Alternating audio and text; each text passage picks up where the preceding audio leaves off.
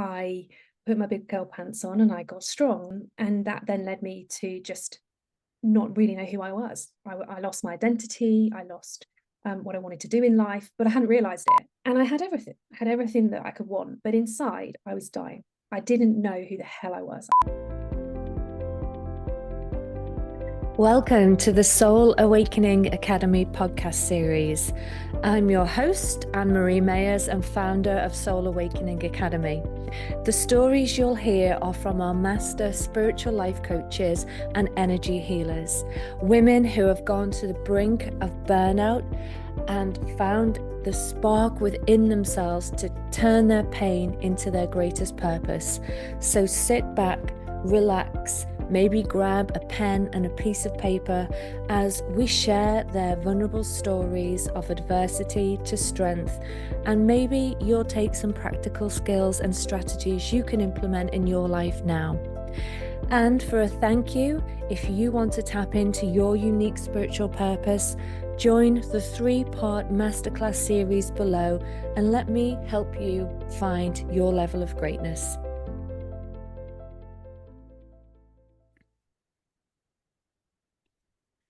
Okay, so welcome, Joanne. It's so lovely to have you here. So you are a master spiritual life coach and energy psychologist, amongst lots of other things. But that's how you came to find me at the Soul Awakening Academy. You've since gone on and trained, and now you're running your own successful healing business. I consider you personally, we've worked closely together as an inspirational woman that has such a powerful story to share. And like many women listening, you know, our stories aren't just linear, our stories aren't linear, our lives aren't linear. They contain so many different threads. And we were just talking off camera around the essence of the story, the essence of the purpose that was contained in your story that you're now finding you're helping women with. So finding your purpose within it. So I'll just introduce people. I'll introduce you to people. So I'll read a little bit of your bio and then we'll get straight into it. Thank you. So yeah, I can see why you chose this theme, and I'm glad you did actually. When I was thinking about the women and we put themes out there, I did wonder actually if you would choose this theme, because I kind of know your backstory. So I'm really grateful that you are sharing this part of your story, because it is so powerful. So for everybody listening, we have Joanne Turner with us, and her theme is pain to purpose. So Joanne is an empowerment coach and energy healer.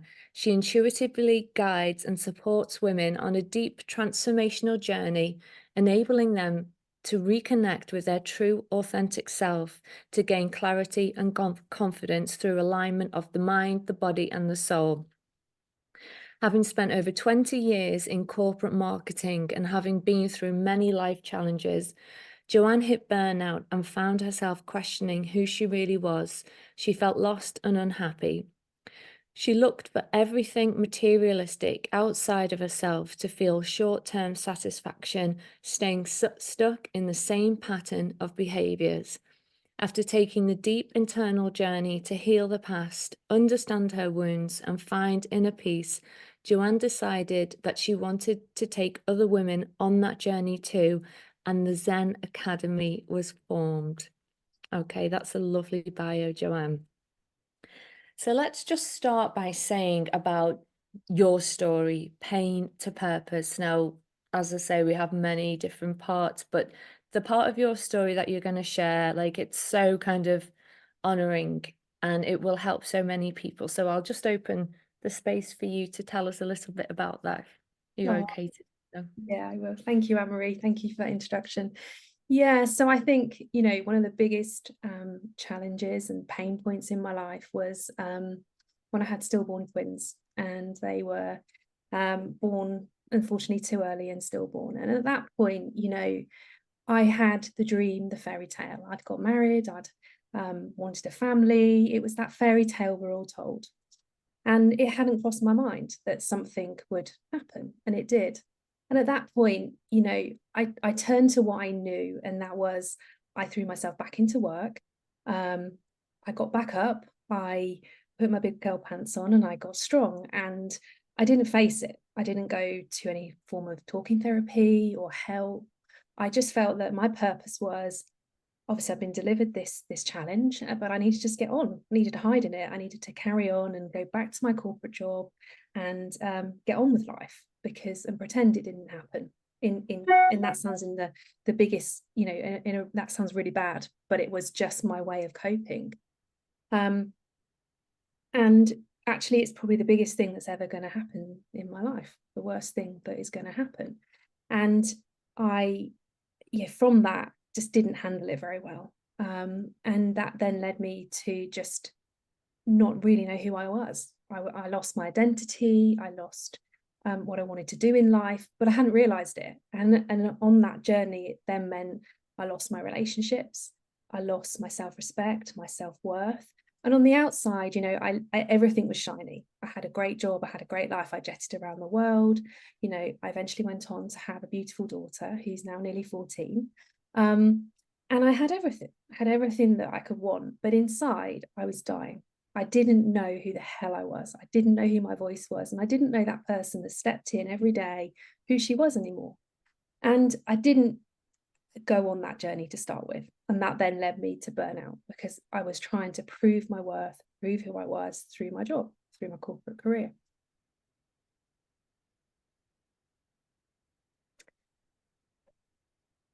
Yeah. Am I still with you? Okay. Yes, you are. Yeah. Yeah. Yeah. So tell us a bit more about that, because so many women that I've interviewed this week, and myself included, have all said at some point we've had this breaking point, and we've realized that we've attached our happiness on something outside before we've had the opportunity to do any inner work. And quite often it's sometimes because the fact that we can do inner work is not even in our conscious awareness that this is available to us. So what kind of led you to that? The breaking point, completely understand, but then what was the turning point after that? I think the turning point was, you know, the breaking point came. I remember sitting at work. I was in a board meeting. I was a marketing director, and I remember sitting there and I was around all these people and they were talking, and I just couldn't hear the voices anymore. And I was totally out of alignment with that. And I knew I I was having this out of body type experience. I didn't recognize the person sat there anymore. And I remember going home and I just sat and I just thought, I can't do this anymore. I can't, something is going to give, and it's my mental health that is going to give. I felt lost, stuck, unhappy, all those things. And I just thought, I need to change. I need to have that moment now of clarity. And I went back in and I handed my notice in. I said, I can't do this anymore. I didn't know what I was going to do. I just thought, I can't do this. And through my corporate career, I'd spent a lot of time mentoring and coaching people and bringing people through and listening to their stories and taking them on that journey. And I think deep down, I'd already known that I'd wanted to go on and help people and support people. But what I hadn't appreciated was I hadn't done the work myself, and I hadn't done that journey, and I hadn't gone on that healing and that. So I took a brave move and I handed my notice in. I said, enough is enough. And I was in a situation where I was lucky that I could just take that time to breathe. I'd worked so damn hard. I'd got all this success, but my body and my mental health just weren't there. And that was the breaking point for me. And everyone looked at me as if to say, wow, what is she doing? What is she like? What the hell has just happened? Like, you can't do that. Yes, I am. I'm going to retrain. I'm going to get myself the help. I'm going to do the work, and I'm going to go on the journey myself. And then I'm going to do it for other people. Wow. My breaking point. And it was a really bold move to make. But I knew I had to follow that calling and do the work myself to then take other people on it. What do you think might have happened if you hadn't have made that life choice? If I hadn't have got that, started that journey and made that life choice, I genuinely, I don't know. I think I had so much pain and trauma inside of me, and I've been in the corporate world, and I still see that now with the women I work with. It's a very toxic environment, and it was feeding my, you know, my worthlessness, not hearing my own voice, not upbringing as a female, I wasn't in that. I was in a very male environment. Mm. I think if I hadn't, I would have been signed off work. I remember I had to go through a notice period, and through that notice period, I thought, I can't do this. I'm gonna have to go and get signed off. I can't do this anymore. I can't, and I knew, and I think it would have been a stage where I would have just been signed off, and I was in a hole, and I didn't know how to get out. Sure. Yeah, I resonate with that completely. Well, thankfully, you did have the sense and the capacity to be able to listen to your body and take action on that. Because as I was talking yesterday, um, to our other interviewees, so many people don't listen to that. They just carry on regardless, and their body just stops them in the tracks, and then that's the end of that. And then they're in complete recovery mode, and it's not even recovery to, go on the path of personal development or understand. It's recovery to get well again, to be able to stand up again, to be able to go and wash their hair again. It can get to that place, can't it? It can, and I do see a lot of women come through the doors who have got to that stage where, I think things happen to us in life, and sometimes we just carry on. But what we don't realize is we can never go back to how we were, and we can never be who we were, or we may never have known who we were, but you can never look back. And once that's happened, you have to figure out that way forward, and you've fallen off the cliff, and it's getting back up again through that cliff. And that's what the breakthrough, coaching certainly helped me to figure out who I was, to get out of that hole, and who I was going forward, because I could never go back. I could never go back to who I was Yeah. before that trauma happened. I Mm. wasn't that person before the twins had died. I was never going to go back there, because I couldn't erase what had happened. I just needed to live with the grief, work through the grief, and understand that trauma, and who I was with that as part of my life. Mhm. And I mean, thank you so much for sharing that story with everyone. It will help so many women who have potentially gone through the same thing or similar thing. Because as we were talking before, loss and grief and pain and loss of identity and identity crisis come in so many different shapes and forms. It can hit us in any which way it chooses to in our life, but that's the lesson that we're on. That's the challenge that we face. It's a loss of some kind, and with that comes a grieving process, whether it's through a loss of a child, God forbid, or any loved one, or anything so painfully traumatic as that, or a loss of identity from a burnout and a life transition. It can happen in so many different ways. So what do you feel is making the biggest impact in your work at the moment?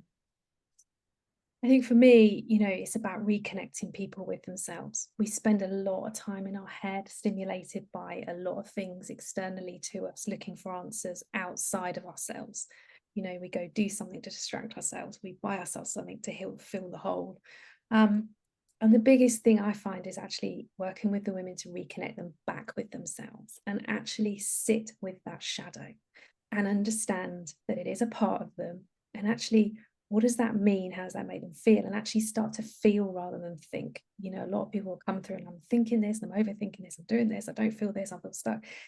So it's just right, let's just calm and center ourselves. And the biggest thing is, I use quite a big toolkit in what I do, and I use the energy healing.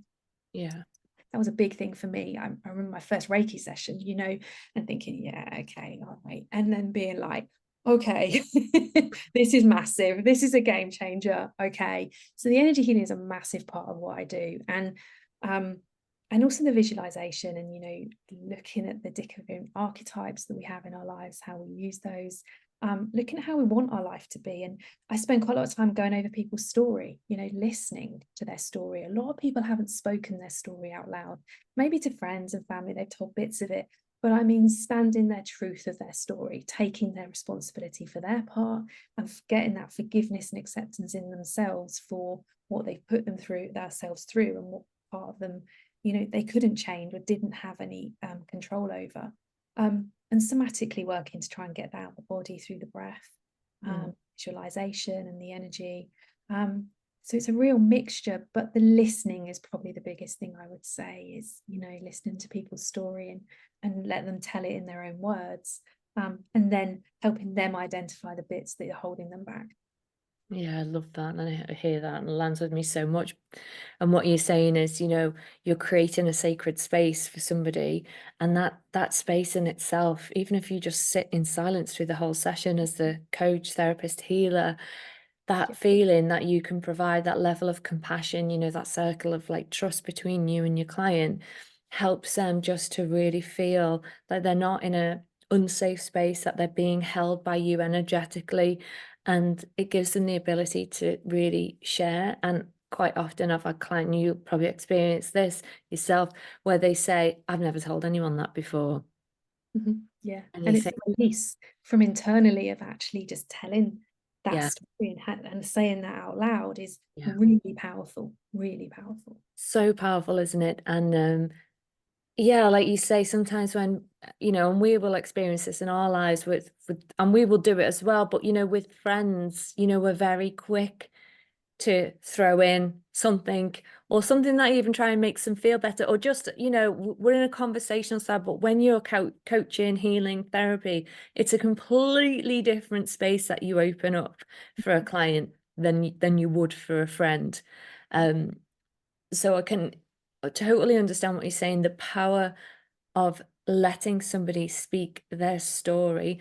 And I know from our like past work together, you had limiting beliefs, you recognized archetypes that were at play within your childhood, and the Yeah. things that were the kind of, you know, springboard for you kind of achieving and things like that. So you can see everything quite multifaceted. It wasn't just one experience you had.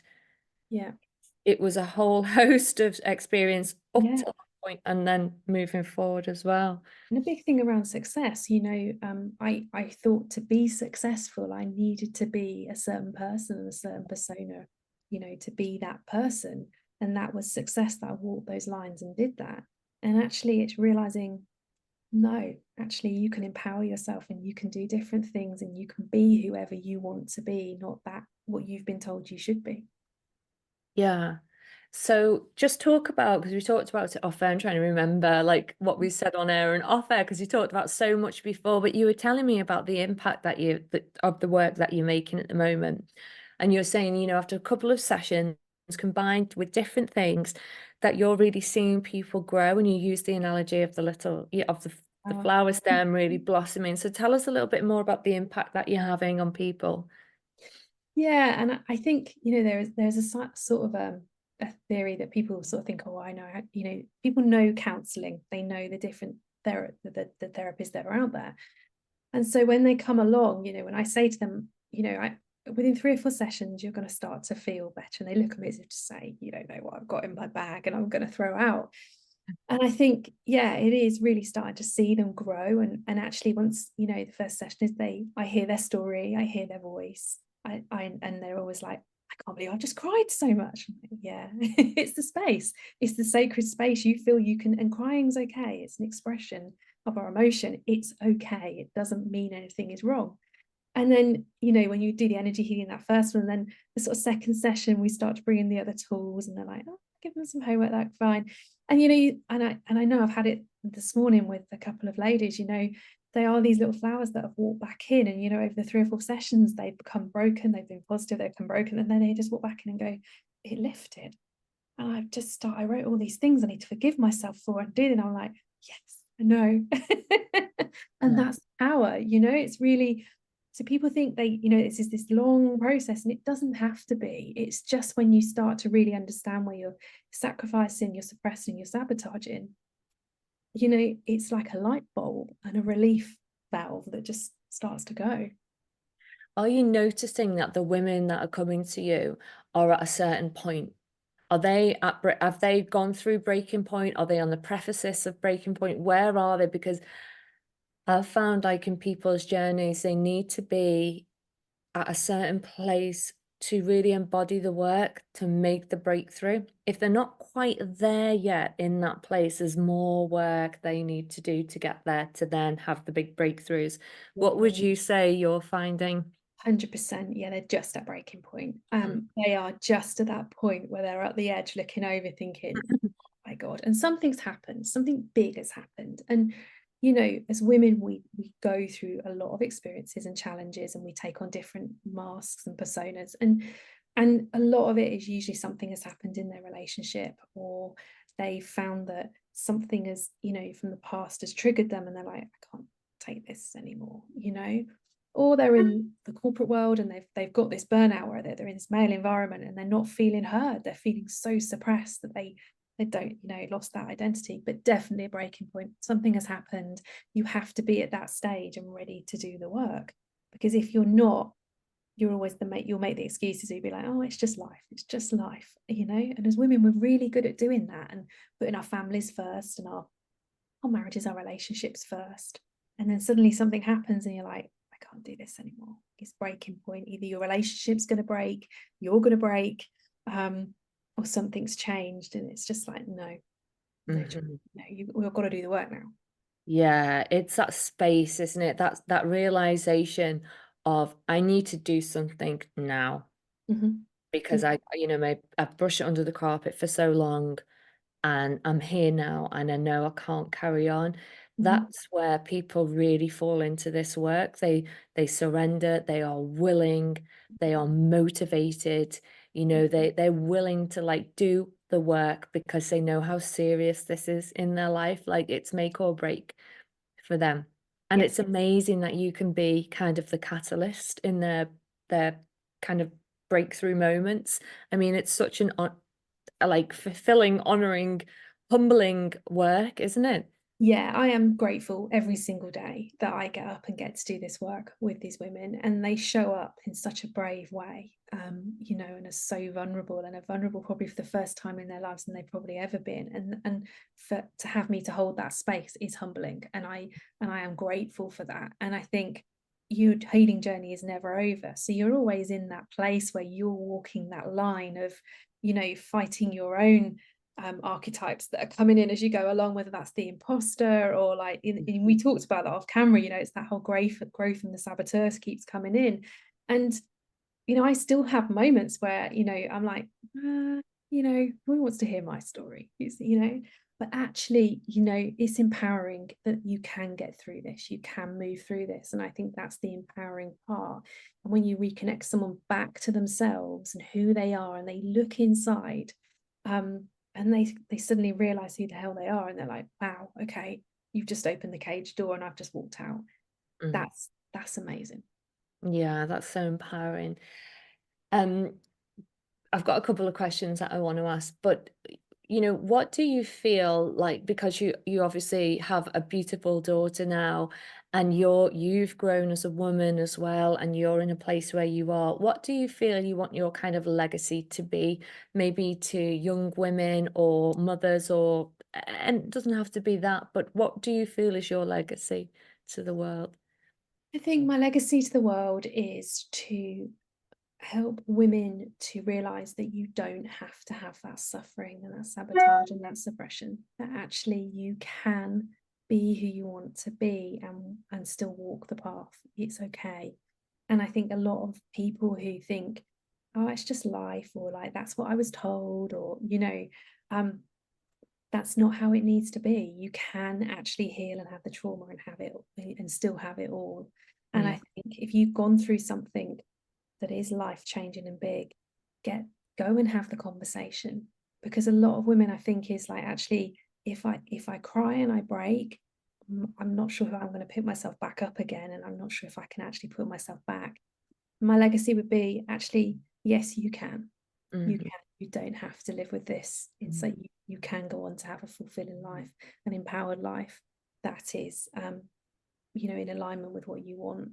And um, for me, that's the most important part of my work, and what I want to go on and do, is take that wider and bring women together to actually experience that connection, and that community, and feel themselves again and realize that's possible. Yeah, and when you said about the fear about really letting go, being vulnerable, feeling what you're feeling and letting it kind of unfold with the vulnerability of thinking, I can't do this because there's nobody that's going to help pick me up, and I'm not strong enough to do that for myself. I've experienced that, but um, it is a thing about getting people emotionally strong to be able to know that no matter what happens, like, you can take care of yourself. And a lot of people stay in situations and relationships and things like that because they fear, or just mask their emotions because they think, if I break down, if I let go, there's either nobody in my circle to support me, or I've got to support them.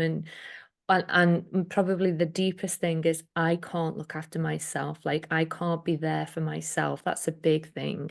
Yeah, massive. And I think once you make someone realize they can, and Mhm. they are strong enough, and they have that internal compass that will guide them and get them there, that's the biggest thing. And that is really powerful.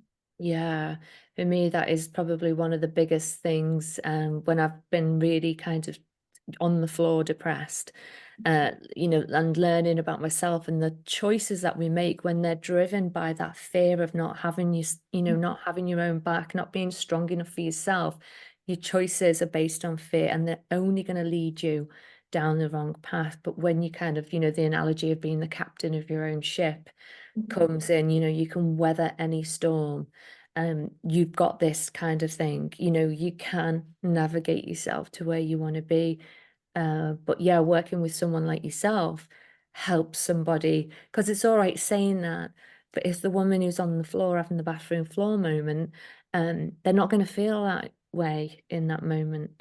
Yeah, So the energy work that you do, the NLP that you do, the life coaching that you do, all of that, and the Reiki and everything, it's all, a multifaceted healing modality that you can just gently yeah.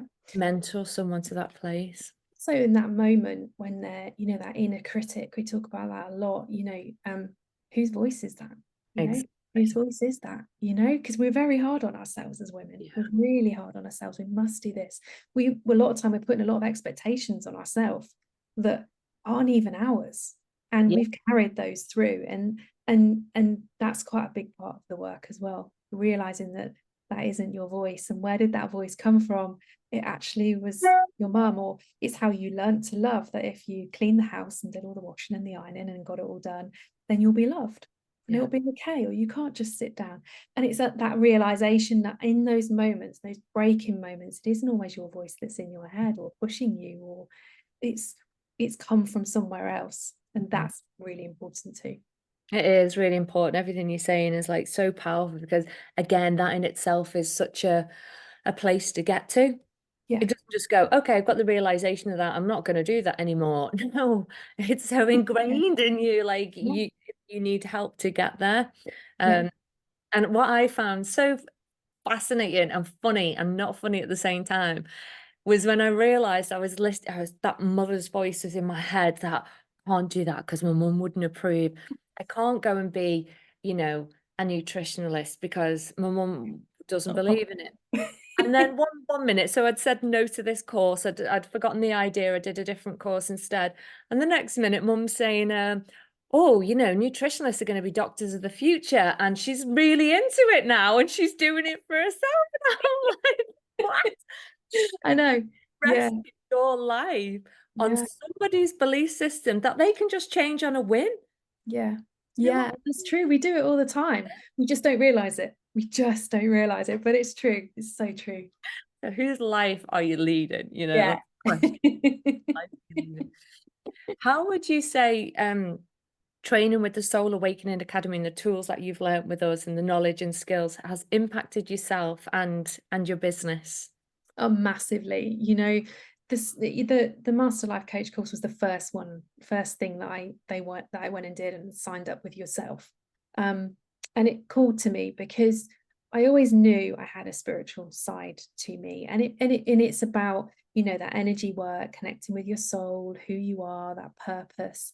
Um, and of course about taking the action and doing the coaching part, but it was about that spiritual part, and really connecting back in with yourself was what attracted me about the course. And of course that was what started me on the inner work too, because I started that externally with just getting help externally. But then when I started on this myself and had to do it myself, do the work myself, do the exercises myself, understand that, and understand myself from the perspective of the client, I was like, okay, all right. And that was the biggest takeaway, was being, you know, taking that on that journey. That's massive. Yeah, and so I would recommend the course to anyone, because it is that starting point of doing the work yourself as you go through it, and then you know, and you've been there, you've been through it. And I use the tools all the time, you know, to take people on that visualization, that journey. Yeah, that's amazing. Visualization. I love visualization. It's so powerful. It's so powerful. I love it. If you were to wake up a billionaire, what would you still be doing? What impact or change or energy would you still be putting out there into the world? Do you know what? It wouldn't change. I would still do what I do. And that Yeah. sounds crazy, but I would still do what I do, because I believe the work is, that inner work and that reconnection is so important. And I get up every day and I smile and I love it. And but what would I do? I'd open a facility that was bigger, and you know, I like get them in for retreats, and actually have that space, that bigger space that can bring them in, and have them in for a week and do the transformation in a week, and you know, dust them off, put them back on the pathway and send them out. And that's my dream. That is my dream. And I will one day do that. That is what I'm going to do. So Yeah, I love yeah, for sure. I wouldn't be doing anything different. I think how you show up every day is how you show up, whether you've got £2 or £1 billion. It's absolutely. all about your energy and how you put that out there. You said before, we all make choices. We make choices on what we wear every day and we get up. We also get a choice how we feel every day. Hmm. And when you're in that space and you've reconnected, that choice becomes easier. And Yeah. that's the energy to put out there. So true, so true. Well, I think this is a really powerful sharing and interview. So thank you so much, Joanne. It's been an honor, and thank you so much for sharing your story. I Yeah, think it's such a powerful one to get out into the world. So I'm really grateful you shared this space with me today. thank you. Oh, thank you. Stay there a second. I'm going to take a picture. I've been forgetting to take pictures of people all the time. I'll get this bit edited out, so don't worry. Okay. Never look good when I do this. Oh, amazing, Joanne. Thanks so much. It's lovely to see you. Yeah, you're welcome. And I hope that's what you needed. But That was yeah, fantastic. Thanks so much. We'll get it to you soon, okay? yeah, thank Lots of love, you. babe. Bye. Bye.